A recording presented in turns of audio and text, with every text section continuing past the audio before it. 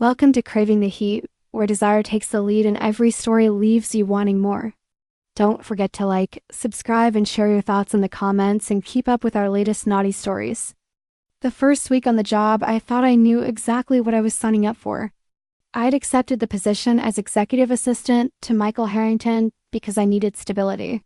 Rent, bills, and student loans loomed over me like dark clouds, and his company promised security. I didn't expect my life to unravel in the most unexpected way.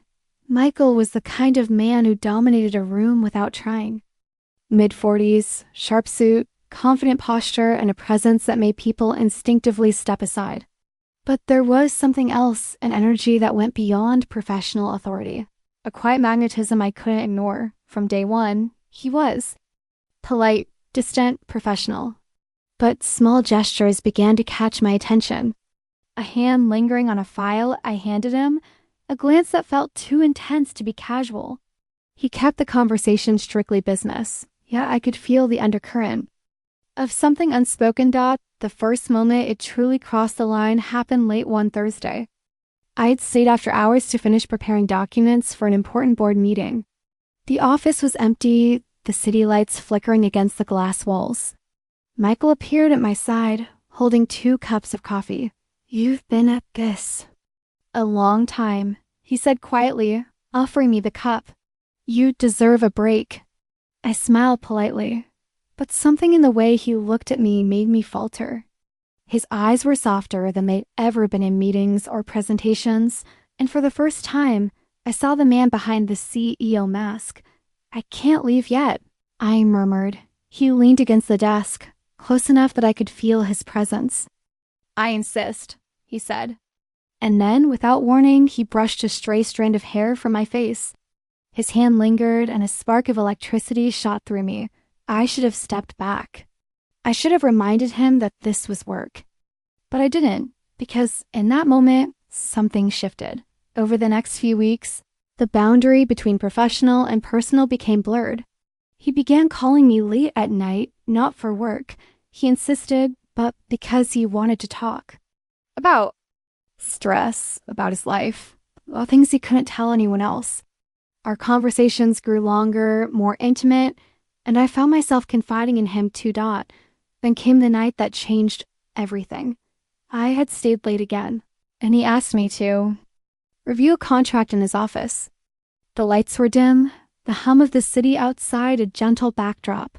He stood behind me as I read, and before I could react, his hand was on my shoulder. "I can't stop thinking about you," he whispered. My head spun. This was crossing the line. Every rational part of me screamed to step away, to tell him this couldn't happen. But before I could speak, he leaned down and kissed me. Gentle at first, then insistent, and I realized with a mix of fear and longing that I wasn't pulling away. From that night on, our affair began. It was dangerous, secret, intoxicating. We met in offices after hours, in hotels, on business trips, anywhere we could steal moments away from prying eyes. It wasn't just physical. Every stolen conversation, every soft touch drew us closer. I learned things about him that no one else knew, the loneliness behind his power, the exhaustion of carrying the weight of a company, the quiet sadness of a marriage that had long since lost its spark, yet the guilt was always there. Every kiss, every touch felt like betrayal, not just to his wife, but to myself. But the pull was irresistible. The more he opened up to me, the more I felt a dangerous connection forming, one that neither of us could deny. The tension came to a head during the weekend business retreat. He arranged for us to be in adjoining rooms, ostensibly for convenience, but the walls couldn't keep us apart. That night, after the formal dinner, he found me on the balcony, staring out at the moonlit water. "I can't keep hiding this," he said. His voice was rough with emotion. "I shouldn't feel this way, but I do. About you." We ended up talking until the early hours, and when he kissed me again, it was as if the world fell away. Everything outside that balcony, the company, his marriage, my conscience, didn't exist. Only a stop, but life never lets secrets remain hidden forever. His wife, Claire, began noticing the small changes late nights, a subtle tension when he returned from trips, a look in his eyes that betrayed everything. I felt it too. The ever-present risk that our affair would come crashing down on all of us, and it did. One evening, she called me to her home, asking that I deliver some documents.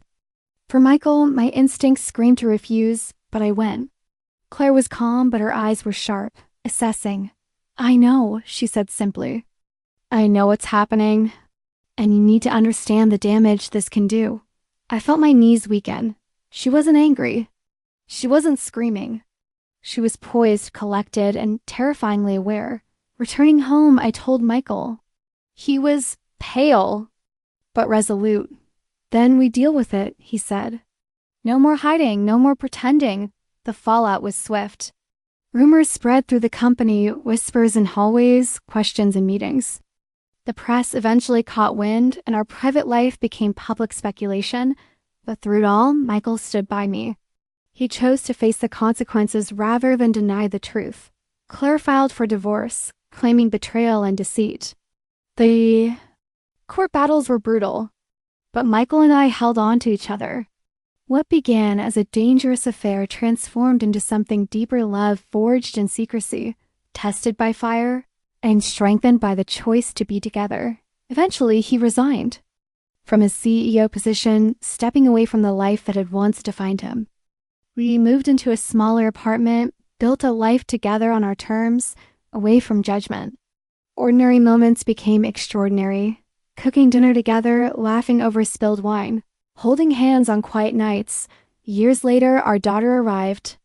A living reminder that love could emerge, even from the most complicated beginnings. Michael became not just my lover, but my partner, my equal, my family. The scandal faded, but the story of how we found each other through temptation, risk, and undeniable desire remained etched in our lives. Looking back, I knew it had begun with a line crossed, a boundary shattered. But that single moment of forbidden desire had led to a life full of love, intimacy, and resilience. He had said it was just work until he crossed the line, and in crossing it, he changed both our lives forever. The days that followed our first night of undeniable closeness were a blur of adrenaline, guilt, and craving. Michael became both my obsession and my torment. Every glance he cast in my direction sent my pulse racing, yet I was painfully aware of the danger we were in. The office became a battlefield of restraint. Our colleagues noticed subtle changes, the way he lingered near my desk, the faint smirk when he handed me reports, the way I found excuses to cross paths with him. We developed a secret language: small gestures. Tiny notes slipped between documents. Casual touches that said far more than words ever could. I'd find a post-it with, "Stay late tonight. I'll need your insight on the Reynolds proposal." A simple message that promised more than work. And I, despite every warning echoing in my mind, responded with anticipation. Business trips became our sanctuary. On flights where the world seemed to shrink to the cabin around us, we shared fleeting touches beneath the table, the brush of hands that ignited fireworks. One weekend in Boston, he booked a luxury hotel for a corporate retreat that turned into private dinners, whispered confessions, and nights where the line between work and desire vanished completely. The thrill was intoxicating, but so was the danger. Michael was a man of influence, and any misstep could ruin us both. I watched him navigate phone calls and emails with precision, always careful, always vigilant. Yet, behind the polished exterior, I saw his vulnerability. The way he would sigh when he thought no one was watching, the faint tremor in his hands after particularly tense meetings. And in those moments, I realized how much he trusted me, and how much I trusted him in return. I remember one rainy Tuesday, months after it began, when the office was nearly empty. He called me into his office under the guise of reviewing quarterly projections. The storm outside painted silver streaks across the window. We worked in silence, papers spread out before us, yet the tension between us was palpable. Then, in a moment neither of us planned, his hand brushed mine over a stack of charts. Our eyes met, and all professionalism dissolved. He leaned closer, his lips barely touching mine, and whispered, "I can't stop thinking about you." I felt my world shift. That moment marked a turning point. We were no longer merely coworkers who had succumbed to temptation. We were conspirators in a love that defied rules, risking everything for the hours we stole together. Yet reality was never far behind. Claire, his wife, became an unknowing shadow over our affair. I'd see her photo on his desk, the occasional text he hid from me, the casual mentions of her social events. Each reminder stung, but also strengthened my resolve to be careful. We had to exist in two worlds, one visible and respectable, the other secret and intense. It was during one particularly grueling week that the inevitable happened. Claire had grown suspicious. Michael had stayed out late multiple nights, returning home tired, distracted, his mind clearly elsewhere. I received a text from her that simply said, "We need to talk." My heart froze. The world contracted too. A single terrifying thought. Exposure. Michael, aware of her intuition, tried to remain calm. "It's only a matter of time," he admitted quietly one evening in the safety of his office. "We either stop now or prepare for consequences." But stopping was impossible. Every encounter, every touch, every look had bound us together with threads that neither fear nor morality could sever. Then came the confrontation. It wasn't dramatic, not with shouting or slamming doors. Claire was quiet, composed, almost cold. She had been observing, gathering evidence silently. I walked into their mansion one afternoon, documents in hand, only to find her waiting in the sitting room. "I know," she said simply. No accusation, no venom, just acknowledgement. It was worse than anger. It was clarity. She saw everything. When I told Michael, he didn't flinch. "Then we face it," he said. And we did. The fallout was inevitable. Rumors spread like wildfire. Through the company, paparazzi began lurking near his home. Whispers turned into headlines. CEO scandal, secret romance revealed. Friends and family asked questions I didn't know how to answer. And yet, through every public scrutiny, Michael remained unwavering. He held my hand, anchored me through the storm, his eyes constantly reminding me that we were in this together. The divorce was messy, of course, but Michael and I emerged on the other side, our bond tempered by fire. He eventually stepped down from his role as CEO, resigning with a statement that surprised the business world. He needed to focus on personal life. For us, that meant freedom from secrecy, from pretending, from constant vigilance. Our apartment became our sanctuary. Ordinary life replaced stolen moments. We argued over mundane things like bills, groceries, and who left the dishes in the sink, but we laughed harder than we ever had, too. Weekend mornings were spent tangled in sheets, laughing over coffee spills, or sharing quiet moments in the sunlight streaming through our windows. Years passed, and we built a life together with depth and texture. Our daughter arrived, bringing with her a new dimension of love and responsibility. Michael became the father I had always hoped he could be, present, patient, protective, and endlessly loving. The past, though not erased, became a memory that shaped our strength. Even with all the peace, occasional shadows lingered. Claire remained a quiet presence in our lives through legal proceedings, social events, and financial matters. Old insecurities and doubts crept in, especially when Michael attended functions where she was also present. But each time he reaffirmed his choice. "You're my life," he would say, "and I won't let anything change that." Over time, our love matured, no longer defined solely by danger or desire, but by resilience, shared history, and unshakable commitment. Every anniversary, every birthday, every quiet evening reminded us that the path we had chosen was fraught with peril, yet ultimately rewarding. Looking back, it all began with a simple line crossed one moment where professionalism gave way to passion. That line could have destroyed everything, yet it became the foundation of a love that endured scandals, societal judgment, and personal fears. Michael had said it was just work, until he crossed the line. And in crossing it, he changed both our lives forever. The years after Michael stepped down were supposed to be simpler, quieter, but life never unfolds in neat lines. Every day held a mixture of joy, fear, and temptation. Our relationship, once defined by secrecy and stolen moments, now existed under the full glare of reality. We had freedom, yes, but also the weight of our past hanging over us like a shadow. We couldn't fully escape. Even in our apartment, ordinary life had its challenges. Bills needed to be paid, groceries bought, laundry done, mundane tasks that made our existence feel grounded. Yet even here, Michael's intensity remained. He approached parenting with the same precision he had once applied to boardrooms. Our daughter, Lily, became the center of his world. He read to her in the evenings with the same careful attention he once gave company reports, and I watched him transform from a man of ambition into a man of devotion, a husband and father whose heart finally had a home, but the world was relentless. Claire never disappeared from the edges of our lives. She was a ghost in social events, a whisper in our networks. Once, at a charity gala, I spotted her across the room, her gaze briefly, meeting mine before she turned away. Michael noticed my discomfort. "Don't let her shadow touch you," he whispered, taking my hand under the table. "You are the life I chose, not her past." It helped, but only slightly.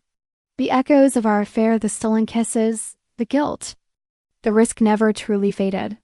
Sometimes at night, when Michael was asleep beside me, I would relive the early days, the brush of his hand in the office, the tension that had electrified every meeting, the thrill of being caught, yet never being caught. It had been intoxicating and dangerous, and part of me missed it. One particularly difficult period came when Michael considered returning to business, not as a CEO, but as an investor. Old acquaintances, old rivals, old colleagues began appearing, seeking his attention, pulling him back into the corporate world. I watched as the man who had once chosen me over everything else wrestled with ambition once again.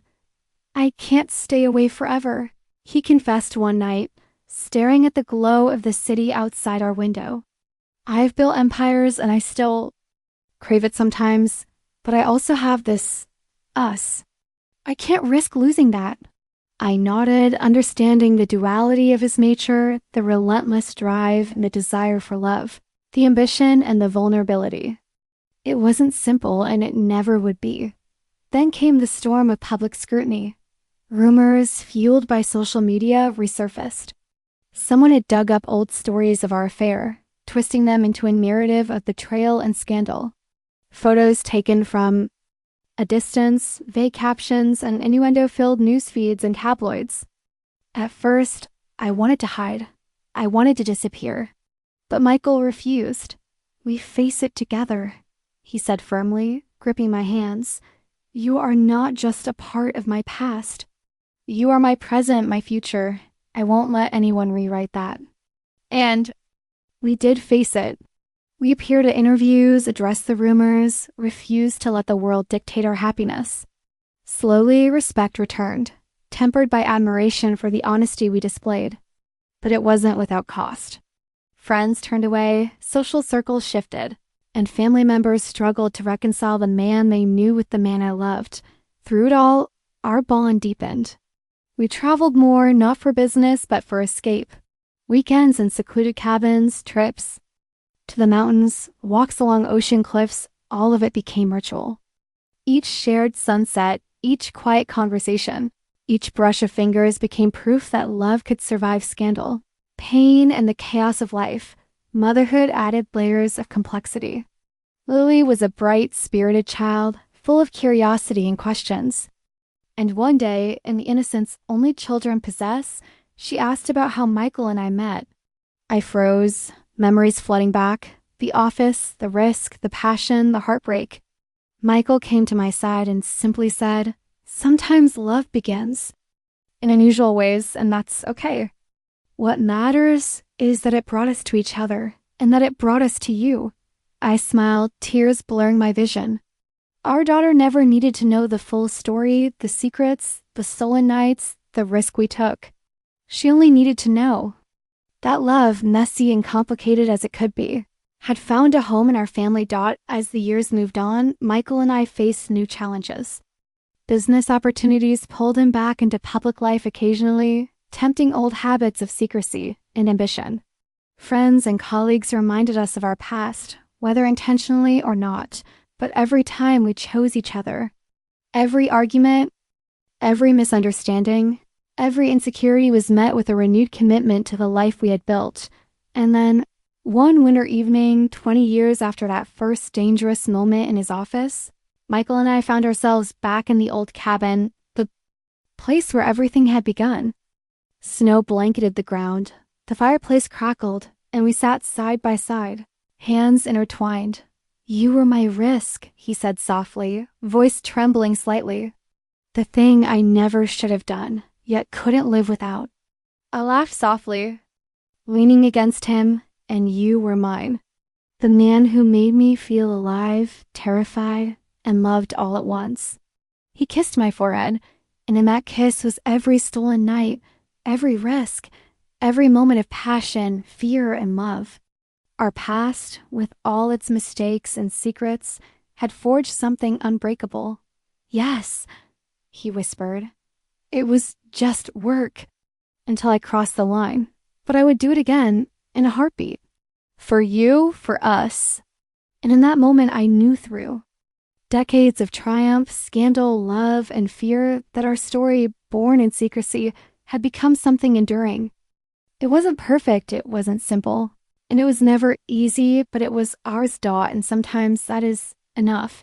The cabin was quiet, the snow outside muffling the world. Michael pulled me close. Our bodies pressed together as if the years of chaos and whispers had all been leading to this one moment. His hands traced the lines of my face, memorizing every curve, every freckle, every scar left by time and life. "I never stopped wanting you," he murmured, his lips barely brushing mine. "Every risk, every stolen moment. It was all for this." I shivered as the heat of his body met mine.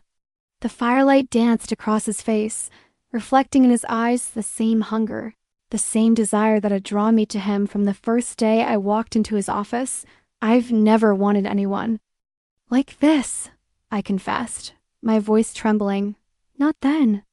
"Not now?" His lips claimed mine in a kiss that burned through the years of restraint, guilt, and doubt. Hands tangled in hair, fingers tracing the small of my back, pulling me impossibly closer. There was no room for hesitation, no space for the ghosts. Of the past, only the heat of our bodies, the rhythm of our hearts, and the relentless pull of passion that had never dimmed. We moved together in perfect chaos, a culmination of every longing, every whispered confession, every night spent wrapped in secrecy. Clothes fell away, barriers crumbled, and the world outside ceased to exist. Every touch, every gasp, every shiver was a testament to the love and desire that had defied scandal, fear, and time itself. When we finally collapsed together, breathless and trembling, I felt the fullness of it all. The fire of infidelity turned into the fire of devotion, the danger transformed into trust, and the stolen moments evolved into a life of unshakable passion. He held me close, forehead resting against mine, whispering, "You are my forever, my desire, my life." And in that embrace, I knew it was true. The man who had once been my boss, the man who had risked everything for love, was now mine completely. Not just in body, not just in title, but in soul. The world outside could keep its judgments. The past could linger if it wished. But in that cabin, in the heat of our reunion, nothing existed except us. A love that was fierce, passionate, and unbreakable. He had wanted more than reports. And I had given him more than he could have imagined, my heart, my body, my life. And in return, he gave me everything. The fire crackled beside us, shadows dancing across the walls, mirroring the intensity that pulsed between us. And as we held each other through the night, I knew one undeniable truth. Some loves are born in secrecy, survive scandal, and emerge unstoppable. Ours was one of them, passionate, consuming, eternal.